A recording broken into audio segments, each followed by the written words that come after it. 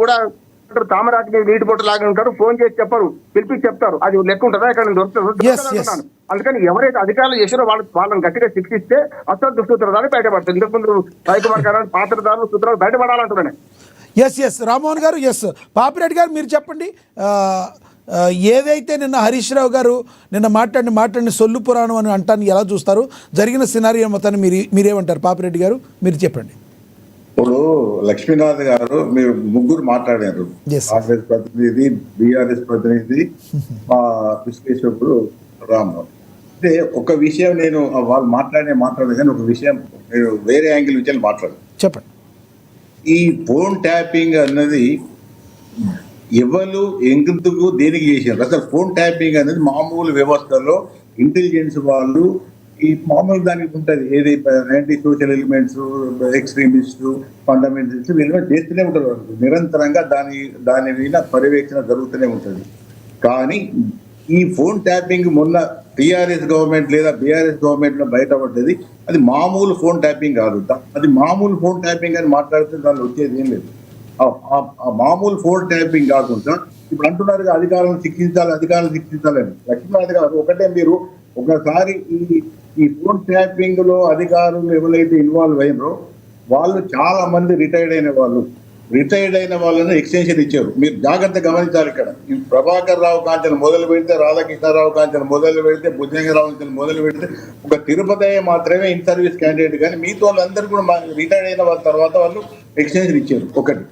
రెండోది, ఇంకొక అడుగు ముందుకేస్తే ఎక్కువగా అప్పుడు ఫోన్ ట్యాపింగ్ లో ఇన్వాల్వ్ అయిన అధికారులు అంతా ఒక కులానికి, ఒక వర్గానికి చెందిన వాళ్ళు. ఇది ఒక మేజర్ ఇష్యూ. అంటే మామూలు ఇది ఏదో ఉట్టిగానే అది అధికారాన్ని శిక్షించండి, వాళ్ళని శిక్షించండి కాదు. ఇది రెండు. మూడో విషయం ఏంటంటే అది కేవలం రాజకీయ ఎలక్షన్స్ ముందు ఒక సెపరేట్ ఈ ఫోన్ ట్యాపింగ్ కోసం ఒక ప్రభుత్వమే ఒక ఆర్డర్ తీసి ఒక వ్యవస్థను దాని పేరేదో ఉన్నది నాకు గుర్తొస్తలేదు కానీ దాన్ని పెట్టేసి దాని ద్వారా ప్రభాకర్ రావును చేసేసి ఇది ఈ ప్రభాకర్ రావు కథ ఏంది, ప్రభాకర్ రావును ఏది మామూలు ప్రమోటిని ఇంటెలిజెన్స్ చీఫ్ చేస్తే అప్పుడు రేవంత్ రెడ్డి పిసిసి ప్రెసిడెంట్ గొడవ చేస్తే ఆయన తీసేసి రిటైర్డ్ అయిన పెట్టడానికి వీల్లేదంటే అది తీసేసి ఈ సంస్థకు పెట్టారు. ఈ సంస్థకు పెట్టి ఇది ఒక సంస్థ గవర్నమెంట్ తయారు చేసింది, ఉట్టిగా రాదు. ఈ నార్మల్ గా ఫోన్ ట్యాపింగ్ అనేది పోలీసులు చేయలేదు, పోలీసులకు సంబంధం లేదు. ఇది కేవలం ప్రభుత్వము అధికారం అంటే ముఖ్యంగా ముఖ్యమంత్రి లెవెల్లో జరుగుతుంది, కింది లెవెల్లో జరిగేది. మీరు ఒప్పుకోకుండా బీఆర్ఎస్ వాళ్ళు ఏం జరిగినా కూడా మనకంతా వాళ్ళు ఇంకో 10 మందిని పిలిచినా వాళ్ళు అదే మాట్లాడతారు. కానీ ఒకటేంటంటే ఇది ప్రత్యక్షంగా ప్రభుత్వమే దీనిలో ఇన్వాల్వ్ అయింది, ముఖ్యమంత్రి స్థాయి నుంచిలే దీనిలో ఉన్నారు కాబట్టి ఇది ఇంత దూరం పోయింది. రెండోది, దానిలో సరే కింది వాళ్ళు చేశారు, డబ్బులు సంపాదించారు, రకరకాలుగా చేశారు, అది కానీ దీనికి ఈ విధంగా చేయడానికి రాజకీయ కోణమే ఎక్కువ కారణం. రాజకీయాలలో గెలవడం కోసం ఎలక్షన్ లో ప్రత్యర్థులను ముఖ్యంగా కాంగ్రెస్, బీజేపీ, ప్రజా నాయకులను ఈ విధంగా మనం వాళ్ళ ఇన్ఫర్మేషన్ తీసుకోవాలి. ఇది ఒక విధంగా రామ్మోహన్ గారు వాటర్ గేట్ ఏది మనకు అమెరికా ఎలక్షన్ లో వాటర్ గేట్ అనే హోటల్లో అప్పుడు నిక్సన్ ప్రెసిడెంట్ గా ఉన్నప్పుడు నేషనల్ లెవెల్ని మొన్న బీఆర్ఎస్ గవర్నమెంట్ చేసింది. అందరు రాజకీయ ప్రతినిధుల మీద కూడా అందరి మీద ఫోన్ ట్యాపింగ్ పెట్టడం జరిగింది. దానిలో ఇంటర్నల్ గా బీఆర్ఎస్ వాళ్ళ మీద కూడా పెద్ద ఎత్తున పెట్టింది. ఇప్పుడు హరీష్ రావు పేరు కూడా నేను వచ్చి పెట్టి ఉండదు, ఎందుకంటే హరీష్ రావు ఎటు దొరుకుతారు ఎటు పోతారో తెలియని పరిస్థితుల్లో కేసీఆర్ పెట్టుండదు.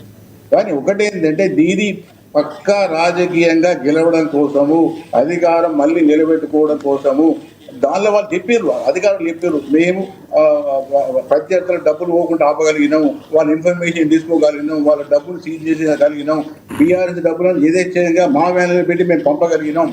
ఇవన్నీ కూడా పెద్ద దుర్వినియోగం, అధికార దుర్వినియోగం. మామూలుగా ఏదో చిన్న విషయాలలో మాట్లాడదాం మనకు అర్థం కాదు. ఇది పక్కా ప్రభుత్వ రాజకీయ దుర్వినియోగం. దానిలో కాంగ్రెస్ ప్రభుత్వాలు కానీ అంతకుముందు ప్రభుత్వం ఎంపీ చేసినట్టు ఇది అన్ని స్థాయిలో దాటి దుర్వినియోగం. అంతకుముందు ప్రభుత్వాలు అన్ని చేసినాయి, ఇప్పుడు కూడా చేస్తున్నాయి. చేయడం లేదని కాదు, రాజకీయ పరిస్థితులను ఇబ్బంది పెట్టడం, వాళ్ళ యొక్క లొసుగులను తీయడం, బ్లాక్ మెయిల్ చేయడం ఇవన్నీ జరుగుతుంది. కానీ ఇవన్నీ దాటి ఒక ప్రభుత్వం మళ్ళీ రెండోసారి మూడోసారి ఎలక్షన్లో గెలవడం కోసం చేసిన ప్రయత్నం కాబట్టి ఇది ఇంత సీరియస్ కాబట్టి మామూలుగా మనం మాట్లాడుకుంటే అర్థం కాదు. కాబట్టి దీన్ని నిజంగా ఇంకోటి ఏంటంటే బాధాకరమైన విషయం ఏంటంటే నిన్నటిదాకా ఈ బీఆర్ఎస్ ప్రభుత్వంలో అధికారులు పనిచేశారు. ఇవాళ కాంగ్రెస్ ప్రభుత్వంలో ఉరుకు అంటే విషయం అంటే ఉరికినట్టుగానే మొన్నటి దాకా 2023 వారం కూడా ఇదే సజ్జనార్ ఉరికిండు, ఇదే ఇప్పుడు సీటాధికారులు ఆ పేర్లలో వాళ్ళు కూడా ఉరికిండు. కాబట్టి వాళ్ళు ఏదో హరీష్ రావుని అడుగుతారని నాకు నమ్మకం లేదు. ఎందుకంటే మొన్నటిదాకా వాళ్ళు పనిచేసారు. మళ్ళీ 2028లో ఎవరు అధికారంలోకి వస్తాడో వాళ్ళకి తెలియదు. వాళ్ళకి ఇబ్బందులు వాళ్ళకు ఉంటాయి. కాబట్టి మళ్ళీ బీఆర్ఎస్ గవర్నమెంట్కి వస్తే మాకేం తలకాయ ఉంటుందంట. కాబట్టి ఇవంతా ఈజీగా బయటికి రావు. కానీ ఒకటేంటంటే ఈ మొత్తం పరిణామాలు చూస్తే ఈ రాజకీయ వాతావరణం కానీ రాజకీయాలు కానీ బాగా కలుషితమవుతున్నాయి. అధికారాన్ని చేజించుకోవడం కోసం అధికార పార్టీలు కానీ ముఖ్యమంత్రులు కానీ అన్ని స్థాయిలు దిగజారిపోయి ఈ పోలీసులను వాడడం, ప్రభుత్వ యంత్రాంగాన్ని వాడుకోవడం అనేది బాగా ఎక్కువైతున్నది. బహుశా ఇప్పుడు కాంగ్రెస్ గవర్నమెంట్ కూడా అదే లెవెల్లో పోతే మళ్ళీ పరిణామాలు కూడా ఏ తరిగా ఉంటే నాకు తెలియదు. కానీ ఒకటేంటంటే మొత్తం మీద ఈవెన్ కేంద్ర ప్రభుత్వం మీద కూడా మోడీ మీద కూడా ఈ విమర్శలు వస్తున్నాయి. ఎందుకంటే సిబిఐని విచ్చలవిడిగా రాష్ట్ర అంటే ప్రతిపక్ష ప్రభుత్వాల మీద ముఖ్యంగా ప్రాంతీయ పార్టీల మీద కాంగ్రెస్ మీద విచ్చలవిడిగా వారిందన్నది కూడా పెద్ద అక్కడ కూడా వస్తున్నది. కాబట్టి ఇవన్నీ చూసినప్పుడు రాజకీయ విలువలు తర్వాత అధికారమే పరమావధి రావడం కోసం చేసే పనులు. కాబట్టి ఈ అన్నిటి మీద కూడా నిజాలు రావాలంటే అంత ఈజీగా రావు. ఇవాళ నిన్న హరీష్ రావుని పిలిచినా రేపు